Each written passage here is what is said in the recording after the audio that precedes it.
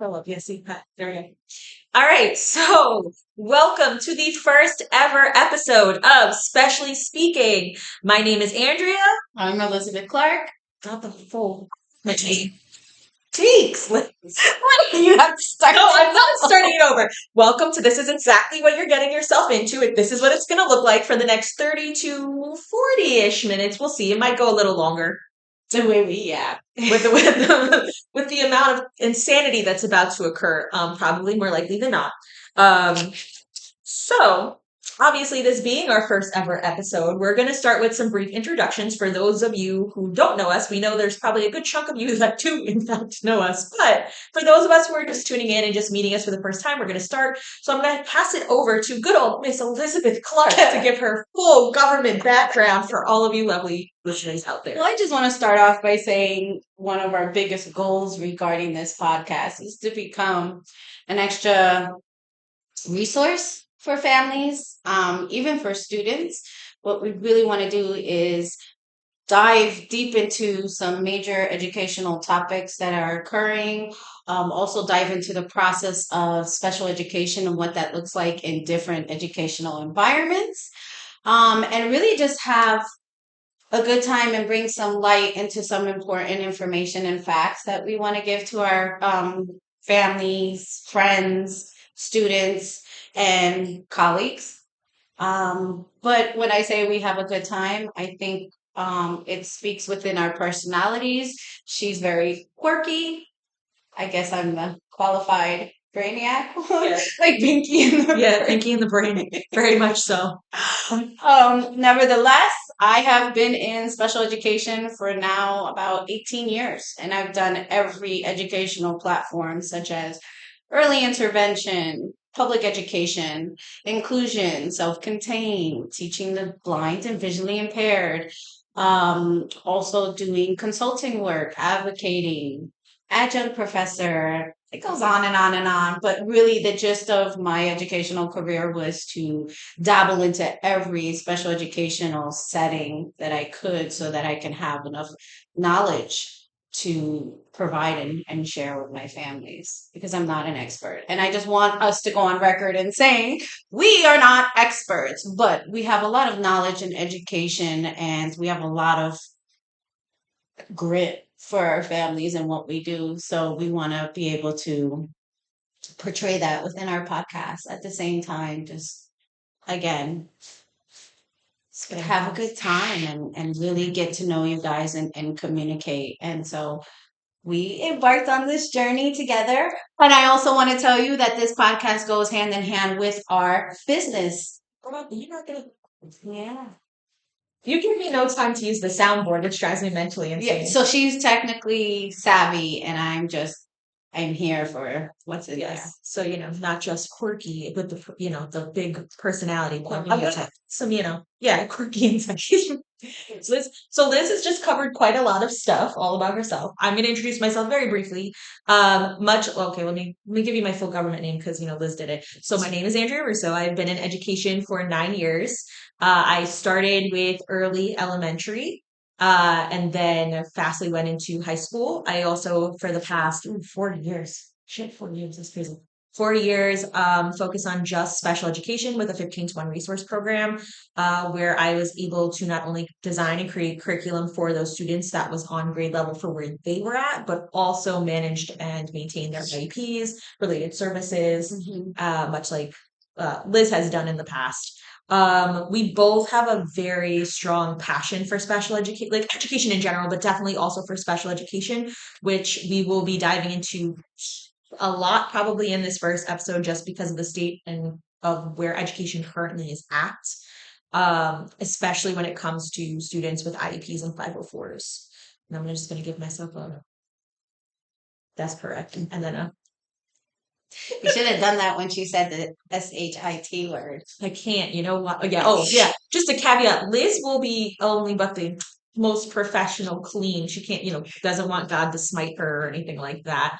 Unfortunately, I am not the same. And so we will all have a wonderful, absolutely amazing time whilst I learn to play with the entire soundboard. With that being said, I think Liz pretty much covered a lot already in our introduction about who this podcast is for and what the intended goal for this is from this point forward. Oh, also to backtrack, just wanted to give a really quick shout out to my cousin. Happy birthday. Lovely on this April 1st. Which I'm sure everybody thought was a joke with us saying that we were going to drop the podcast. Yeah, we're not a joke. But Yeah. not a joke. It was serious. We just thought it would be really funny. So that's why we did what we did. Anyway, you ready to just dive right into it? Yeah, I think that there are some important topics that we should just dive right into. So, again, let me preference by saying we are no means any expert, but what we do that we would encourage all of our listeners to do when it comes to finding out what's going on in special education is we do a lot of research and we ask a lot of questions to those that need to be asked those questions because we want to bring some factual information, and some of our information will be opinionated based as well because we have been in different educational settings and there are scenarios that we can discuss as examples. So let's just dive right into it and talk about what's going on currently in the Department of Education world for this country. I mean, we all know if we haven't been oblivious to it, we all know about the debunking of the Department of Education. And so a lot of the questions that we currently get while we're still active within the educational world is what's going to happen with my child's special education funding, program, support, additional related services. What we do know factually is that they are going to disperse a lot of the programs to other departmental, you know, heads. What we currently had identified was that special education is going to go under the Department of Health and Human Services. So what does that mean? What does that mean regarding funding? What does that mean regarding? I don't think anybody wants my answer for that one. I mean, we're going to have to get to that. Yeah. I think we're in a landscape in general with education where not only with just the entire closure of the Department of Ed and like the uncertainty of what that's really going to look like, because there's no definitive plan. It was just like we're closing it and states are going to handle it, but there's no outline. Right. I mean, I think the closest thing to a definitive plan and outline would be Project 2025, where it briefly discussed about how they would want to embark on dividing up. Discussing how you want to and having an actual plan are two drastically different things, right? We can discuss how we want the podcast to go, but then when you sit down in front of the camera, it's going to be drastically different. Because, you can discuss all you want. It doesn't mean that that's exactly how it's going to be. And I think, before we dive really heavy into like the nitty gritty of that, because that's going to be a very deep conversation. Like, I think the landscape of education, there's just so much fucking happening with education. You've got teacher burnout. You've got the rise of, what are you trying to hit? Because you said FUCKI. Oh, I'm not gonna. Here, hold on. Let me see. Is there a good, there we go. There. The audience really loves when I don't curse. They like it on Howard Stern. This is not Howard Stern. I mean, they curse too, but that was a good sound effect for that. Was that? Oh yeah, okay. Yeah. So every time somebody's gonna have to catch me every time. Good luck, Godspeed. So you've got teacher burnout. You've got the rise of AI and things like ChatGPT and how that impacts education. Which I'm actually really excited to talk about that when we get to that. Yeah, you would be. Yeah, but you just have, and I wouldn't say it's a shortage. Like we have. Yeah, it's the burnout. It's really what it is. It's like people are not as interested in joining this field and working with kids just because of the current nature of how everything is. I also think, just to piggyback on that, I think there is a whole array of reasoning behind teacher burnout too, and I think that it's important that we're going to dedicate a whole podcast to that, because we really need to get to the root of that and start all the way from the very beginning with teacher preparation programs at the university level, what those look like. So that's going to be another episode that we're going to be really inviting people to come out who have that experience and share their stories with you. But I do agree, there's a lot of moving parts now. Yeah, way more than I think when you and I started. Definitely. When I started special education, our main focus as special education teachers were to just modify academics and focus on the instructional portion of the students' programming and how we would modify and making sure that they would achieve their goals. And towards my brick and mortar experiences in special education, it became more towards focusing on students' social emotional rather than academics. I mean, you never put academics on the back burner, but there were a lot of things that were hindering students from getting those academic modifications and instructional practices because we had to address, what did you say? So let me just backtrack really quick. Our relationship. um in the beginning, I had mentioned that I dabbled in many different areas of special education and educational institutions. One of my last brick and mortar jobs were at a charter school in an urban school district. So I was a supervisor of one special education program, and Andrea was a supervisor of the other special education program. Gosh, so we had no choice but to collaborate with each other, share experiences. She helped me get acclimated to the charter school protocols and rules that Which we'll go into I in a different podcast. that I would constantly get in trouble for. But nevertheless, we had the same goals for our students, and we advocated for them against many people within our district, our immediate supervisors, because we knew that the programs that were set in place were legally binded and had to be appropriately implemented. So when we saw that, we had the same fight and fire to advocate for our students. So we had a lot of things in common. And I think from then on end, we were just, Yeah, the TLDR on that is Liz got stuck with me very quickly. It's it's beyond just the pretty face. She was just pissed. yeah, because I no longer work at that institution Well, and neither of us do. neither of us do. And so, But but I think our common goal and what we want for our students yeah, speak for itself. So that's how this beautiful reunion occurred between yeah, she's been stuck with me regardless since she left. So I don't know if she's beautiful or you my ass, but oh wait, hold on, wait. I cursed. Sorry. We're gonna have to get better at, bleeping it out since, Liz is But so nevertheless, in yeah. today's landscape, what does special education look like? What is it going to look like? What are the key challenges facing those families and even facing the students in the class, right? So I ask you a question. Ask me a question. I'm going to ask you a I question love that. because when we say, what does that look like? Typically, we know that when we have students who need additional services, whether that's behavioral support or Yeah. academic support or a specialized placement, right?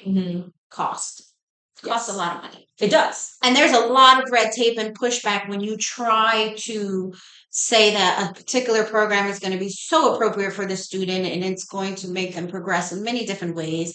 But then you have the budget red tape. Yeah, and that budget red tape goes in a lot of different directions also, because obviously we don't see students with IEPs or 504s as monetary, but unfortunately a lot of institutions do. Right. And so they don't also want to lose that funding by, let's say, offsetting that student to an actual placement that would be more appropriate to them. So you hit that red tape in not only the budgeting for getting them out someplace, but it's also the loss of them in the current academic setting that they're in. I have no idea if that answered your question, but I mean, I think it did. I think what we're still all in common with is that we don't know what the trajectory of funding programs or anything. There are a lot of people online that have so many answers, and other than if they speak to the Secretary of Department of Education themselves or they're doing their research, or there's a lot of different it's opinions. necessarily, yeah, I think it's more opinions. I don't think it's answers. I think we're all just sitting in this, well, hypothetically, like in a perfect world kind of scenario, like, oh, I just like they might say, like, because trust me and Liz watch a lot of content around this, probably too much sometimes, but I know that they'll project that it is, oh yeah, this is a fact. But then when they start talking about it, it turns more into, well, maybe hypothetically it might be. And really, that's all we have to go on right now Hypothetical. is hypotheticals, what we would think would be the best thing to do, but not necessarily the actual thing or outcome that's going to come out of it, right? Like we can say like, oh yeah, the Department of Health is going to take over what everything that deals with related services for students with IEPs. But we don't even have a clue of what that's even going to look like. We can say, oh yeah, it would be the same, Right. I but mean, we are we don't really. submitting things to the insurance companies? Are they going to have the ultimate yay or nay say Well, I on think, related services? Or let's just say, I know there's a lot of families yeah. who have a lot of services being implemented in the home. Well, yeah, that also depends on state law because not every state So, does right. that. So So now what's going to happen it is gets extra messy. it's all going to be state deciding factors. Yeah. They're going to be the one to decide whether or not financially this is going to be approved, this service, this what I'm thinking about and what I want to know. And again, like I said, Andrea and I don't have all the answers, but we are going to open it up for questions, inquiry, or even possibly just sharing your knowledge with us, right? Because that's what we do in education, right? We all feed off of each other. It's one big collaboration of ideas and knowledge. But what we're looking at is, not only just the budgeting is the supportive part, the communication part. How are these districts going to be supported by the state? What are going to be the factors to determine that one town gets more income than the other or budgeting than the other? I know that's going to go based on numbers and so forth, but there are going to be different numbers in different parts of school districts. I would also assume it to some degree. I know like part of our taxes is we pay towards education. So I assume some of that's going to have to now be budgeted towards special education. Or increased taxes now. But yeah, yes, again, hypothetically, we've got a Hypothetical. hypothetical, like how are we going to pay for this? Because without federal funding, because a lot of like, we're just even quickly talking about even like, so I'm going to use charter schools, for example. A lot of their funding is federal funding. It's state and federal. It's not just one or the other.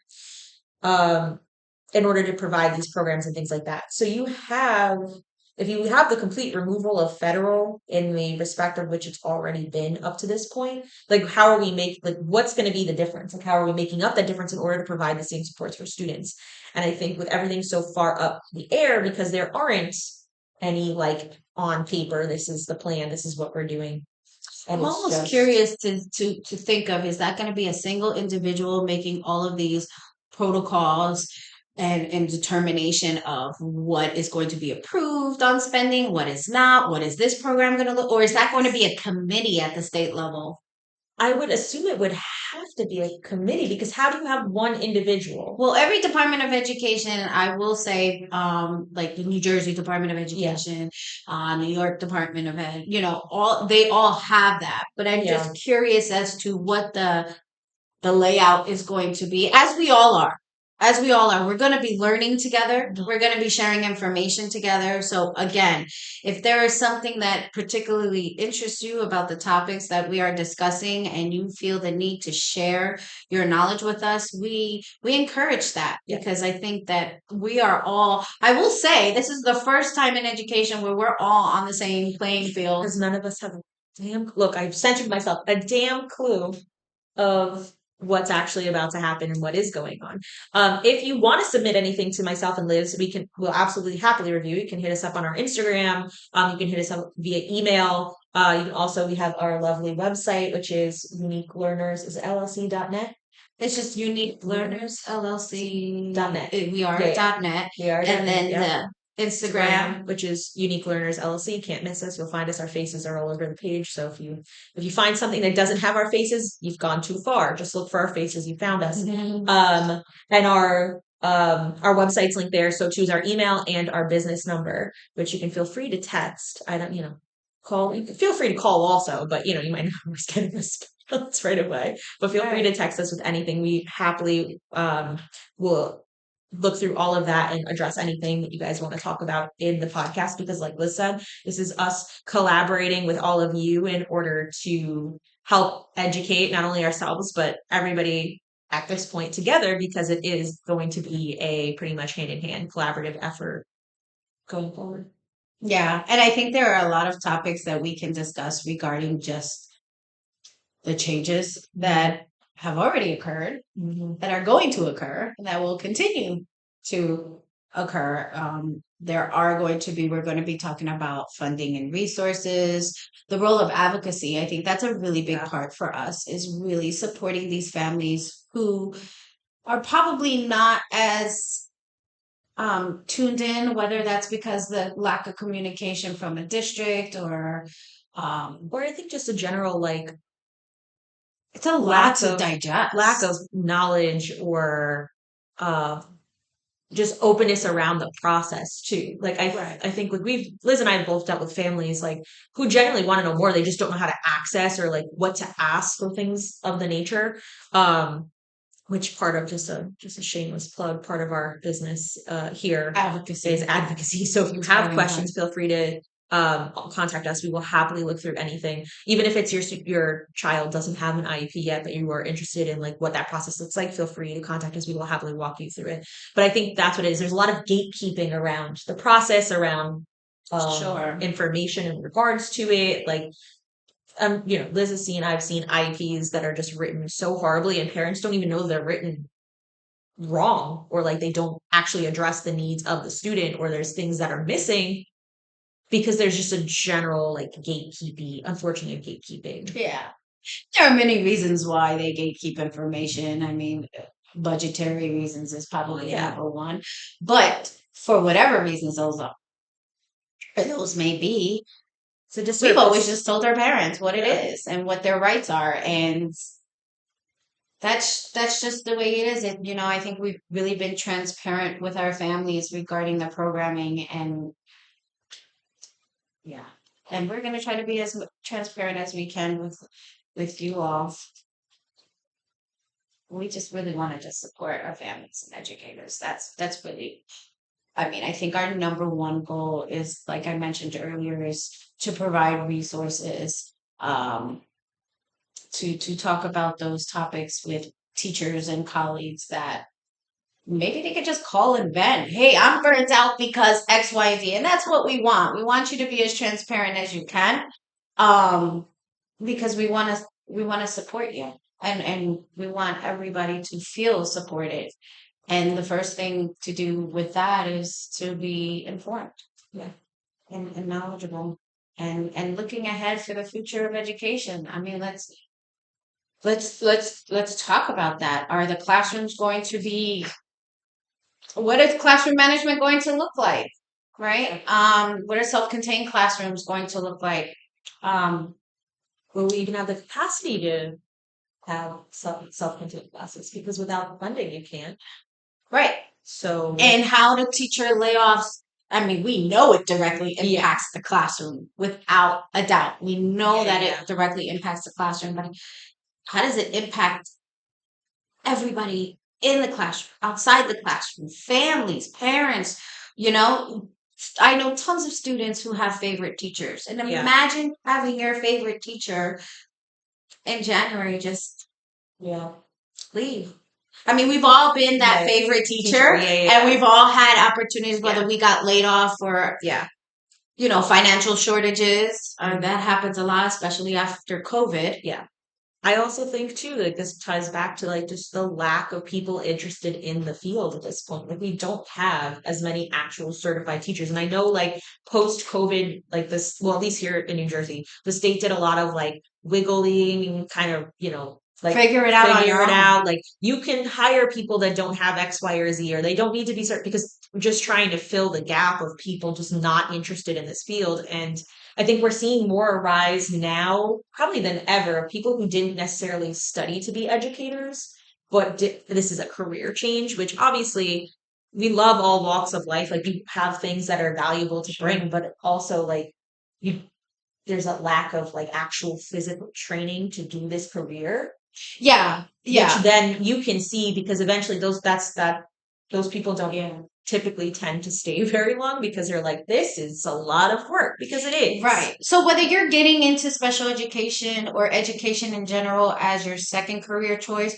or you're looking to get out to have a second career choice, right? I think the one thing that's always in common is that burnout, or that feeling like, oh, let me just sit with this child and work on the academics. Let me just sit there. I will deal with the paperwork at another time. I will document my notes, you know, as I'm working with them, so that it can be authentic, right? So I don't have to sit back and think about later on, oh, what are my notes going to be? Well, let me see right? Yeah. So I think that there's a level of involvement that teachers want to get into.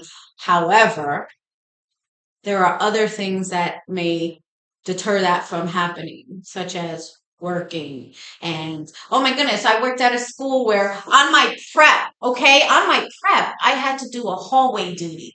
I mean, I would always have to get called to do it because I would forget, because I'm with a student. And I Yeah. think that took away from the importance of Of me the doing job. my Yeah. job, right? Yeah. So you can see it on every level. You can see it as a teacher. You can see it as a admin. admin, Yeah. supervisor, even as a principal. The Yeah. amount of time that our principal met with staff and students, I Yeah. mean, as much as she would like to divide herself into a million pieces, Mhm. it just wasn't feasible. Yeah. And so what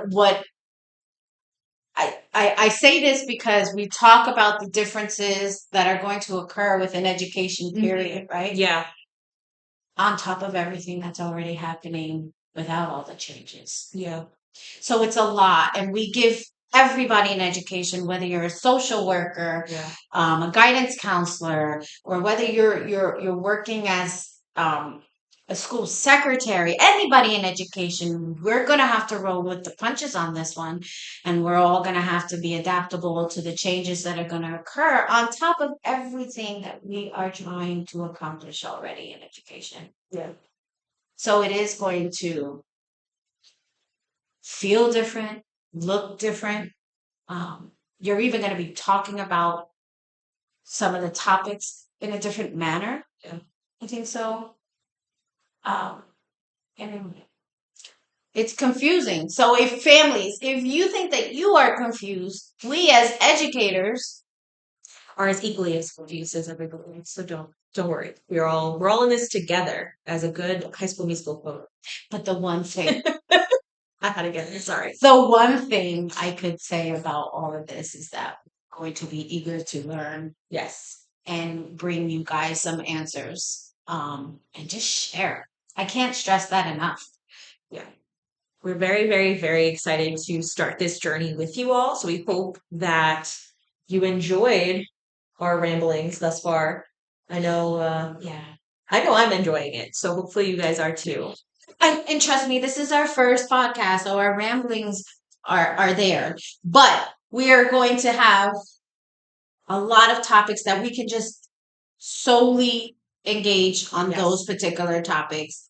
I thank you for joining us. Yeah. Yeah. I Because this one was just like our little introduction, like, hey, here's us. This is what we do. Get a little accustomed. get to know us. Yeah, get to know us Get and to get know accustomed us. to this, because for us, this is also new. Like, granted, we have spent a majority of our time thus far talking in front of children in spaces in front of other adults. And But colleagues. this, in colleagues, yeah, that's Yeah, other they're professional. But like, this is different, right? So it's us also acclimating to doing this so that we can reach more people that we wouldn't necessarily have reached in any other capacity. So I just want to share as much information with as much people as possible. And anybody who knows me knows that I can talk for hours regarding special education, and I love to share stories and strategies. Um, yeah. yeah, And I think this is the most natural format to do that. honestly, yeah, it definitely is. So, we thank you, and there's going to be some future topics coming up, and Yes. we are excited to discuss these topics. What we will do is we will put all of our information. Yeah. So when you look at when you go into Spotify, obviously, all of our stuff is linked on there. If you were going to join us for this live view, well, not live, but pre-recorded viewing of our faces to go along with this, on YouTube, yes. As the children would do. All of the information will also be in the little, now I'm going to sound old because I don't even know what it's called. The little comment. You saw the comments. I don't know. Comment box. You'll see it there with all our information. All of our information is also on our Instagram, which again is Unique Learners LLC. You can find our website, which is uniquelearnersllc.net. Our Facebook, everything's pretty much the same thing as Unique Learners LLC. If you would like to email us, our email address is uniquelearnersllc626@gmail.com. And Yeah, I was just checking. no, I got that memorized. You must have had to type that in at this point. So just a preview for you guys what our next episode is going to be, where you'll hear me probably talking way more than Liz, because this is, again, like you said, tech is just it's my happy place. We are going to be deep diving into AI and the future of teaching, whether this is a revolution or some form of reinvention. Or some form of taking over my job. Okay, well, that's, the revolution, my friend. Oh. The revolution, computers, yay. As just everybody just preface, just always say thank you to ChatGPT, just in case, just in case, just say thank you. Because she does in fact say you're welcome back. She usually she has sends you a little manners. smiley face Okay. too. But just in case, AI is getting really smart really fast. So just in case, just always say thank you. That's my little plug there. But we're going to deep dive into that in our next episode. If you are interested in joining us to talk about AI, if you were an educator, really in any field, would like to talk about how you've noticed either that's helped you with creating your curriculum or just helping you with your own content knowledge, or how you're seeing it impact your classes, feel free to reach out to us. We would happily love to have you on the podcast with us, to get your take on it all. Yeah, because we want to look at the challenges and the benefits, and how do teachers prep to identify, hey, this was done via AI and I've got all the tips and tricks. She does. So again, thank you so much for logging in, and we are going to, on our website and on our Instagram, where we'll roll out dates.